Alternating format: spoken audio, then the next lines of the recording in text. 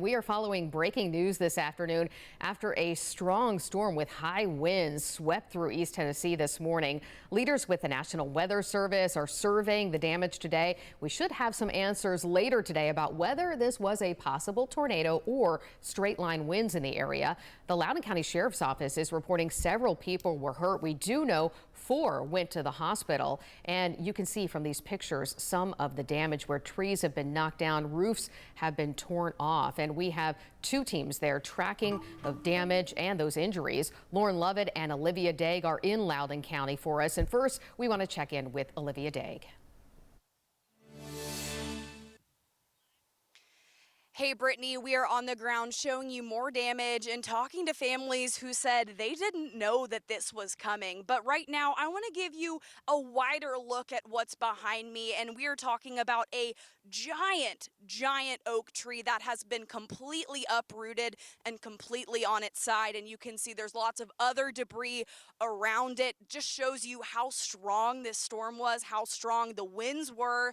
And again, these families are still in shock about what happened, but we were able to speak with one of the families, and I want to show you this over here. I'll bring your attention over to this arch right here. We spoke to a man who said that he was actually building this wedding arch for his daughter, and then he was going to turn it into a swing. He says he's really thankful that this is one of the things that did survive the storm. He must have done a great job building it if it's still up.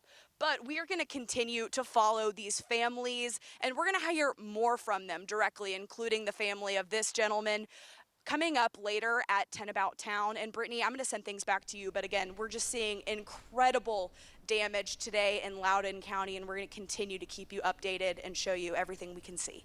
All right, Olivia, thank you so much for that update. And not far from Olivia is where we find Lauren Lovett, and we will check in with her now for what she's seeing from her vantage point. Hey Brittany, yeah, I'm here with more of a kind of bird's eye view on top of the hill. I was speaking with the Loudon County Sheriff, Jimmy Davis, earlier, and he was just telling me a little bit about the assessments that they're doing right now, and I'll go ahead and step out of the way so you can see some of the work that's already being done, putting a tarp on top of that house that the roof was just completely taken off. You could see straight into it.